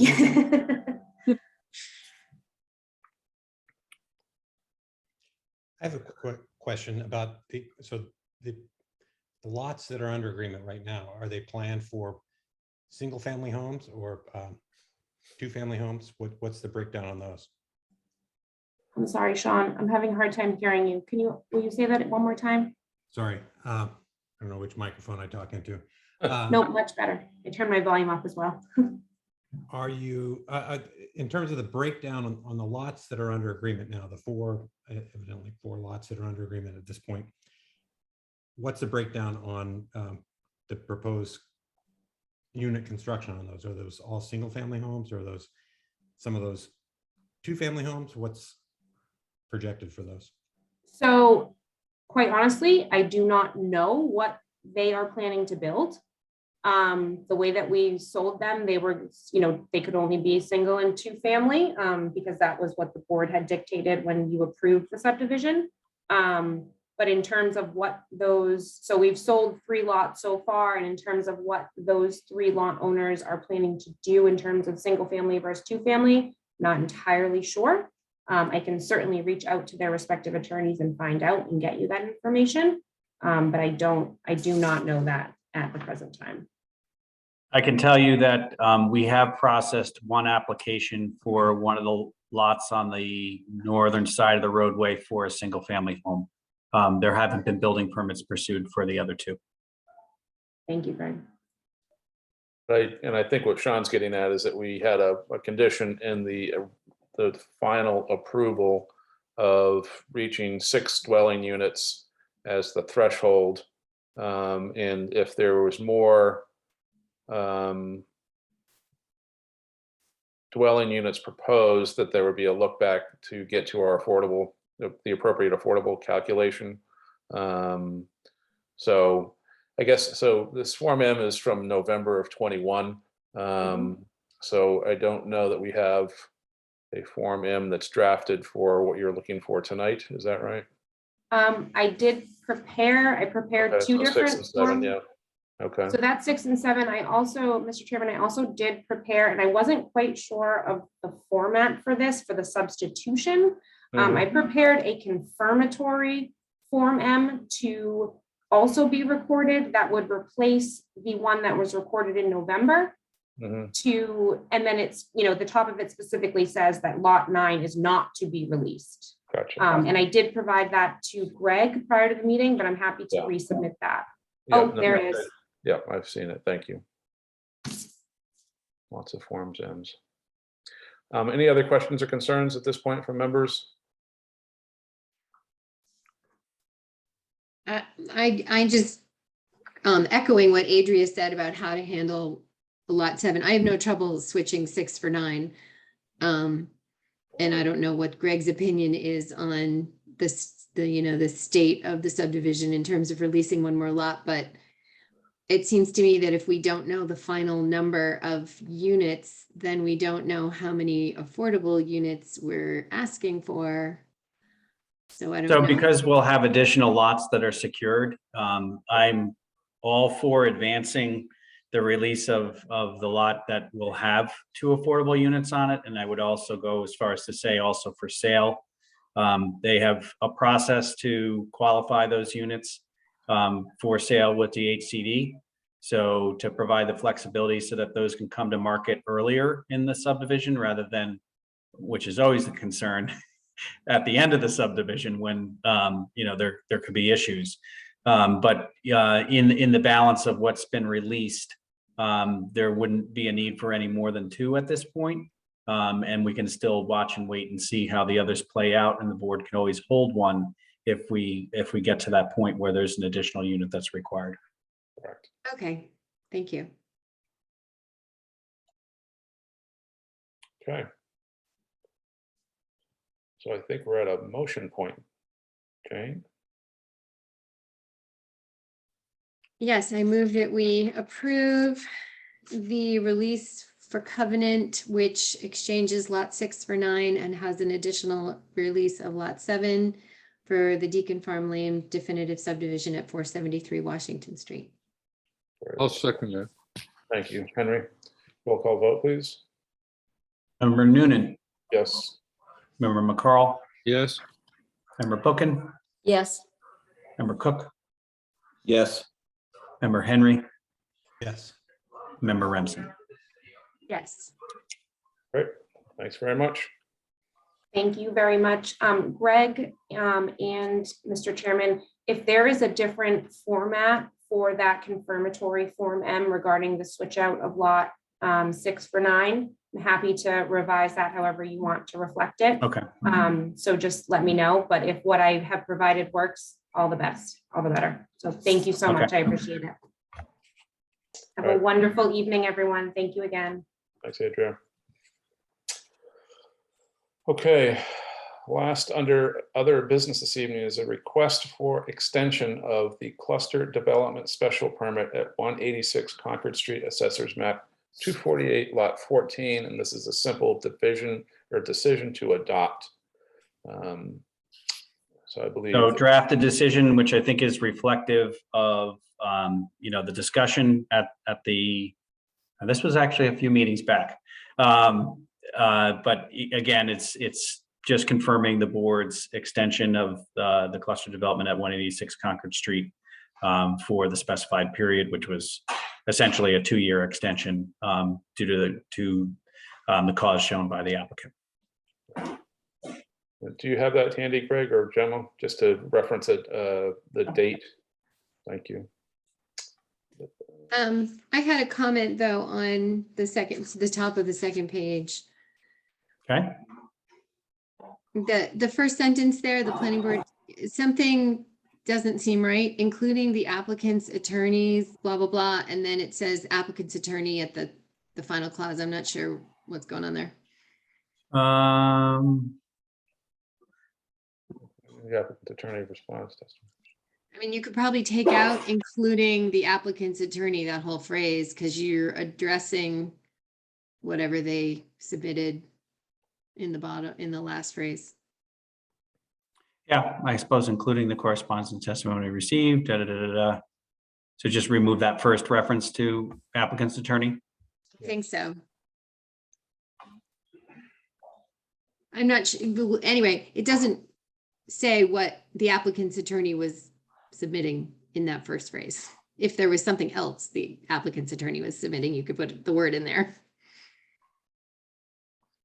Oh, I see, and there's a comma. Punctuation's perfect. I suppose you could also say the evidence presented by the applicant's attorney, comma. Maybe correspondence and that's what testimony. you meant. I don't know what you meant. I went back and forth a little bit with Attorney Eliason on this, so it may be, we'll clean that up to make it a clean reference. Okay. Or a clean sentence. I think you were right, Greg. If you just throw in the evidence presented by the applicant's attorney, Yeah, take off the attorneys, that would clean it up. Otherwise, I think I mean, looks it could, great. it could be including the presentation by the applicant's attorney, correspondence and testimony received. That's what I'll do. Okay, just get rid of that apostrophe S then after attorney. Yes, applicant's attorney. Yep. Okay. So if you wanted to restate your motion, Jane, with the. Sure, I move that we approve the, what is this called? Division to adopt. Extension request. Yeah, extension. The request for extension and amendment of the cluster development special permit at 186 Concord Street, as amended at this meeting. I move that we do that. Okay, I'll second it. thank you, Henry. Roll call vote, please. Member Noonan, Yes. member McCarl, Yes, member Bookin, Yes, member Cook, Yes. member Henry, Yes. member Remsen. Yes. Fantastic. I'm glad I stretched out before this meeting. Do we have time for an update from Greg about zoning amendments? No, Yes. I can just give you a timeline. How's that? that's great.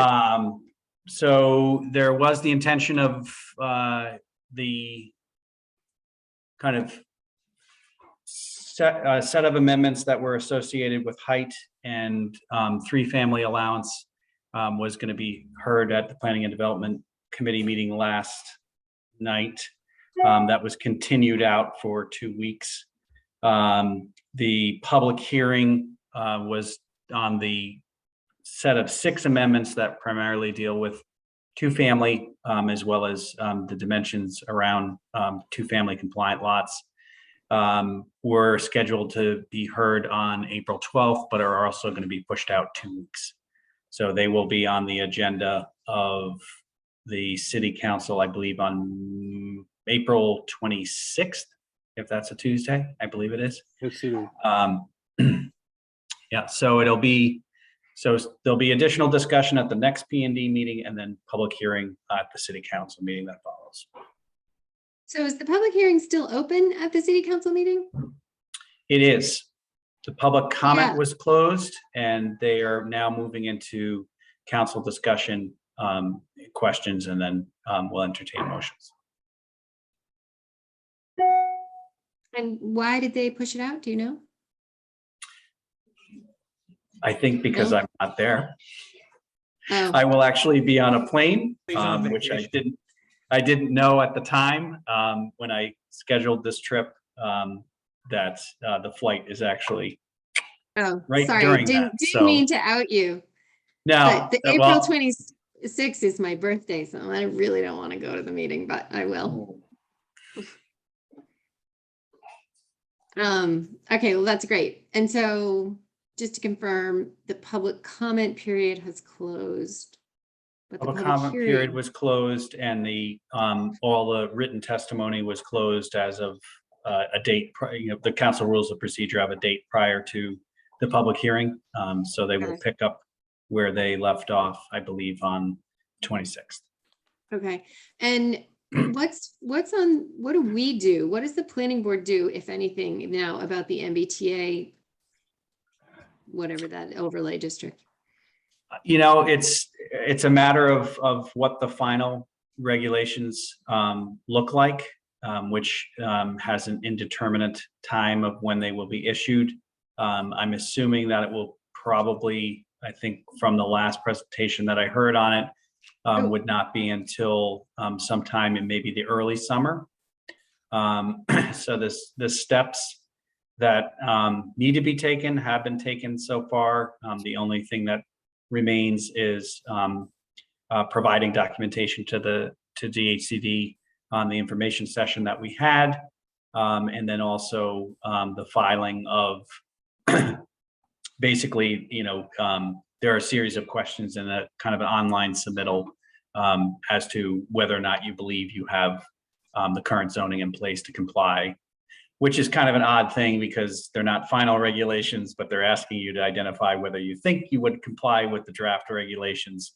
So I think it's kind of a wait and see in terms of what those regulations look like before any additional steps will be taken. Okay, thank you. I think Sean deserves a medal for taking all the flack that he's had to take. I do too, Sean. I can't believe you've been fighting the good fight. I'm too scared to engage. I'm afraid if I answer anybody on Facebook or what is it next door, that someone's gonna come paint my door red or something. I don't mind being. At least they hated by don't all come the after you with a gun, I hope. But I Crazy. think with regard to the TOD, I think that it would not be a bad idea, again, not to take up the MBTA TOD because that's still in the state of flux, but we have our own draft TOD, which germinated 8 years ago. I don't think it would be a bad idea for us to actually send that to the subcommittee to actually look at that and actually come up with a reasoned proposal that shows that a TOD can be accomplished, that answers many of the demands requested by the MBTA Communities Act, but also doesn't offend 80% of the community. I think it's doable. I think a lot of the backlash about the MBTA Communities Act is unfounded and not rooted in reality. I think some of the requests within that act are infinitely doable. The district already has a higher density than is required in the act. I think all we have to do to satisfy the act is to come up with a well-crafted by right. If you want to build a multifamily structure, do it this way. And if you meet these guidelines, it's easy peasy. If you don't, then it's not going to be easy peasy.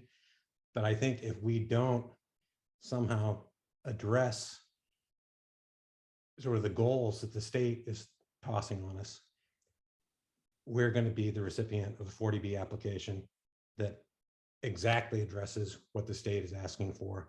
The community is not going to have any oversight of that at all. They're going to be in an uproar. The ZBA will be forced to reject it based on popular demand. They'll go to the state and it will land back in our laps, just like the condos on Good Harbor Beach. But instead of that, it's going to be 120 units near the railroad station.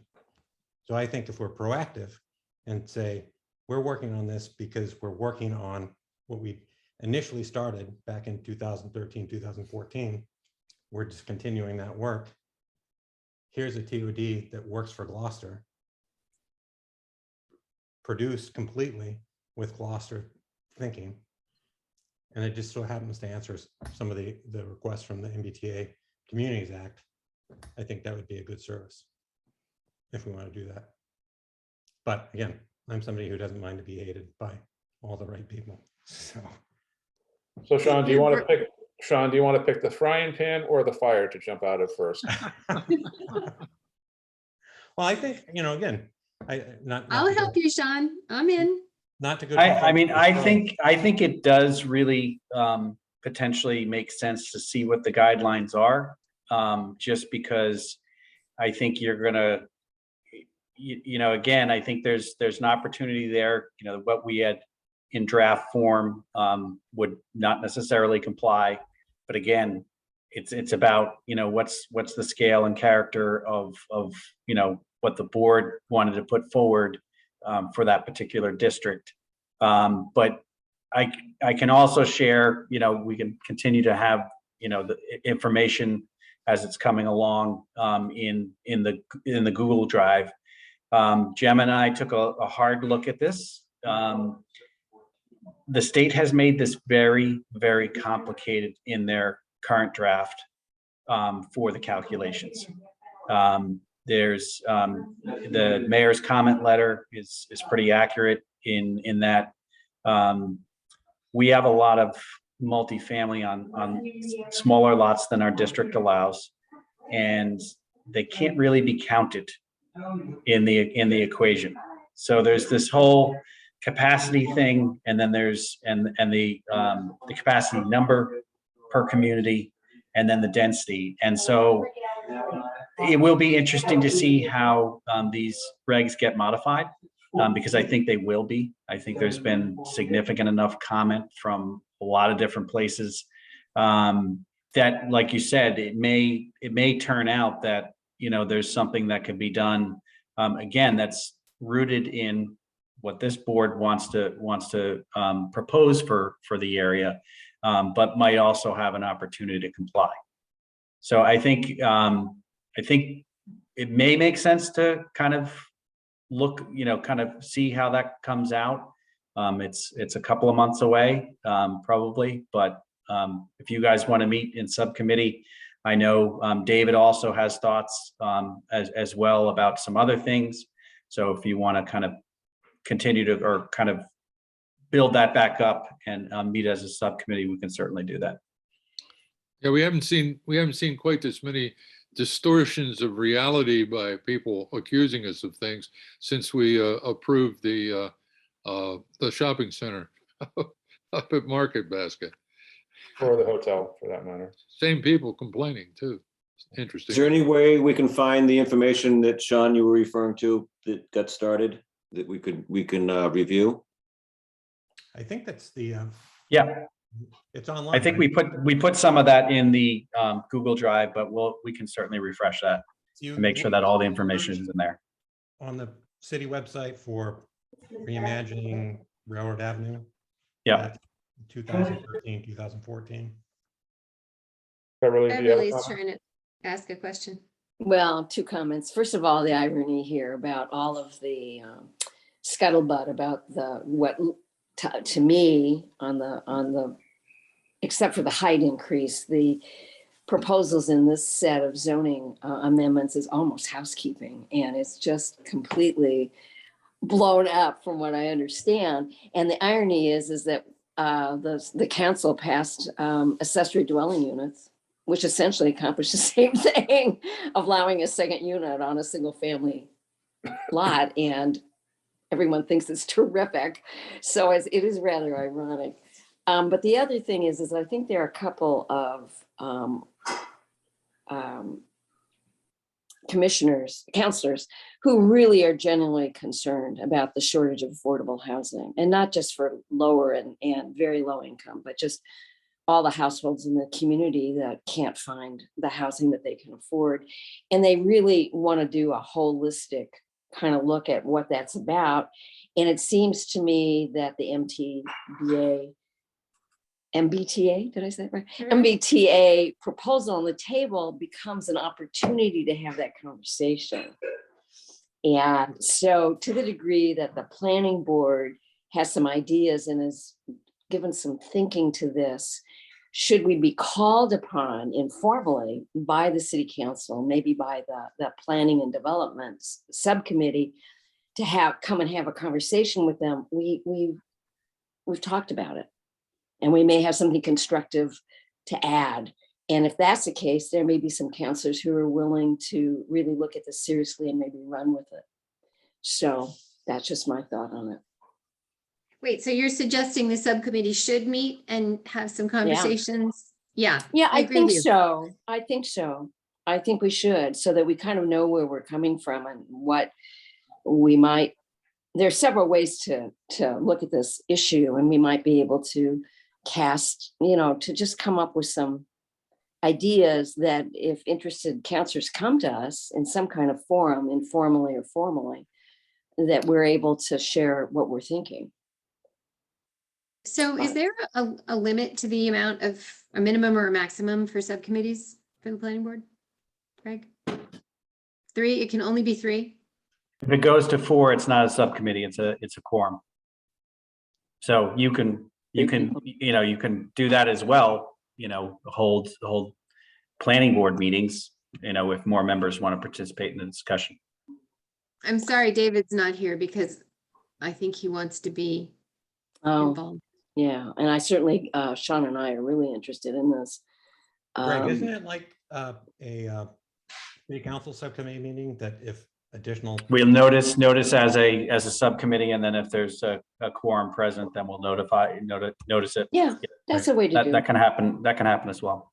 Yeah, that's the way to do it. And then it seems to me that if the subcommittee meets and just crafts some ideas, I mean, we're still at the very early stage, we could carve out time at a bigger meeting, which is, a public meeting, and share those ideas with the rest of the board. And just, I think the issue of affordable housing is so critical in this community that we should, as the planning board, get out ahead of it a little bit, so that we can maybe influence and shape some of the response, because otherwise we're going to have 900 people sitting at council meetings screaming, "Not in my community." And, don't we want to kind of have a more constructive process than that? Is kind of where I'm thinking. Yeah, and I would also say we should think about the lessons that we've learned from this last go round of the zoning amendments, which is what we initially presented might not have been as simplified, or in other words, presented in as a simplified way as we could have. And we didn't even really present it. We just said, oh, here's what we've been working on. And even though the public process was followed to a T, some people felt like there wasn't enough of a public process. So I agree with you, Beverly. I think we should get out in front of it, talk about it, listen, to everybody about it, make people feel heard. I don't know, but I agree. I think we have to recognize one thing, and that is there's always going to be people that will want to have more and more and more and more discussion, regardless of what we end up with. There are some people that are just never satisfied, and that's just a criticism that unfortunately has been going on for a long time. And it's unfortunate that they take the shots that they do without being well informed. But it's just part of the process that we've had to deal with over the years. it is, but it shouldn't be this hard for the city council somehow. So. Well, I think, Jane, that there's, that we spent time on 9 technical recommendations, right? And there was no, in my opinion, the notion of those amendments, creating lowercase affordable or uppercase affordable, that was not the focus of the discussion, in my opinion. Yeah. And so then the state comes down with this, effort, and then you have a city councilor who writes the city council's recommendation to the state, which I know. where do the facts come from, right? And so if you want to have a discussion about uppercase affordable, I think we've worked on that to the degree that we've offered, density credit based on a lower AMI threshold, right? And we've talked about inclusionary language and making that, frankly, a pretty high contribution, right? And so before we start spinning our wheels on uppercase or lowercase, I would like to look at, what the housing authority is doing with money that gets contributed to them. I mean, in the last 5 years, this community is, will produce almost 100, right? So 30 at Cameron's, 44 at Middle Street at the YMCA, and 30. So that's over almost 100 units of affordable housing under HUD at the standard of 80% AMI, right? I mean, it still costs money to build something, right? So if you're going to tell somebody else to build something, and I think Sean was really the champion of the much more aggressive AMI threshold, much lower, which comports with our local average household income, then, those are things that we've already talked about, and they haven't necessarily come to light in as much as creating, something. But again, somebody else has got to, pay for it and build it, right? And if the housing, and what's the, I mean, so maybe we have the housing authority come to us and say, what are you doing with your dough, right? I mean, what proactive plan do you have? Because we're spinning our wheels here, and, if you've got money and you need to partner with people, then let's do that, right? So, Beverly. Well, I think there are two kinds of housing. There's, I think the fact that 44% of the people living in our community or households in this community are paying more than 40% of their income for housing. So they're considered to be, housing vulnerable. And the fact that we had a 200-unit apartment complex come online and it filled almost immediately suggests that it isn't just a matter of providing housing at 80, 60, or 30 of AMI. We're looking at members of our community who are at the average median income or 120% of median income who are not being able to find units. So we're talking about a class of affordable housing that isn't housing authority kinds of stuff. It's just general units, and we do not have a allowed by right multifamily zone in this community, so that those units, smaller units, more dense projects can come online by right. And there is a development, the market can provide some of that housing if we had the zoning. So this is a very complicated situation, and it isn't going to be settled by a couple of housekeeping proposals for the zoning code to routinize duplexes in single family zones. It's just bigger than that. So. Okay. Well, I would suggest maybe we see the public hearing to its closure and maybe meet as a subcommittee in early May. We'll have a little bit of a debrief at that point. And I think I know what Beverly's referencing. I think there are some other ideas about affordability on a larger scale. I mean, to me, I think, our successes other than the Fuller project with affordability, because we had an inclusionary ordinance, are the partnerships with the nonprofits. And I also just point out the Cameron's project, Harbor Village, and the Y project, they're actually all at 60 or lower. So we've created some at 80, and then 74 units at 60 or lower, and 44 of those dedicated entirely for seniors. So we've kind of I think that's a pretty big accomplishment in the last 5 years. Yeah, You yes. know, prior to that, I don't know, you know, again, the Thatcher Road 40B project that produced 3 that were just finally constructed and sold. There hasn't been a lot of affordable housing development. So I think it's front and center. The Affordable Housing Trust has just been kind of reconstituted. They're eager to think about strategies as well. So there may be ways that the board can collaborate with them as well. But I think it does make sense to kind of see, you know, how things shape up in the public hearing in the next couple of weeks. And then we can get back at it. I'm More encouraged. comment. It's interesting. I had a discussion with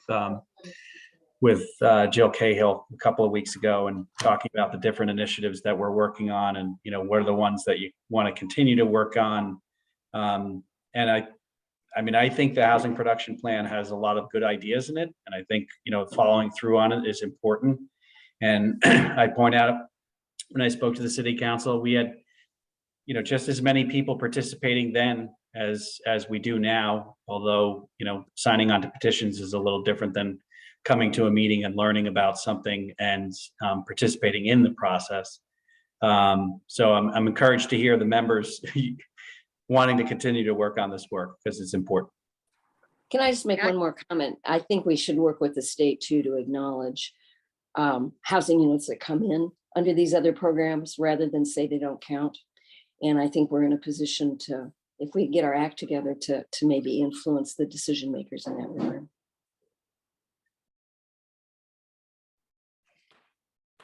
All right, Gemma, you're in charge then, going to the State House. Well, I think we can all support the city councilors in this process too. They've done, you know, a lot of work and they've been to a lot of extra meetings and the meetings have taken forever and they're trying to learn about it and understand it. I think a few of them don't still actually understand it. So, I don't know how everybody individually wants to support the city councilors, but I'm trying to call them and email them and engage them. Thank you for that. I'm going to the Harbor Light breakfast with a couple of them tomorrow morning and we'll be pounding away on them in the car. So Trapped with Sean. All right, Hank, I need you to do your thing. I'd like to move for adjournment. A motion. Do you have a- Thank you. Roll call vote, please. Member Noonan, Yes. Member McCarl, Yes. Member Bookin, Yes. Member Cook, Yes. Member Henry, yes. Member Remsen. Yes. Okay, see some of you in person in 2 weeks and I'll let you know, Jane, when things are staked and if maybe even next week, but I'm sorry I missed the in-person because I haven't seen any of you in person in literally 2 years, except once in passing on another site visit. So anyway. All right, but thank you. okay, see have a you good night. guys. I Bye. have Night, folks. a problem, Greg. I don't know whether I'm going to be able to do that site visit on the. Oh, yeah, I indicated, Hank, we'll definitely take photographs and we'll bring it back to the next Because meeting. I have some difficulty hiking around the woods. Yep, yeah, we'll Okay. walk you through it virtually. That's okay. I can handle that. No problem. Okay, Bye. all right, have a good night. Thank Right. you.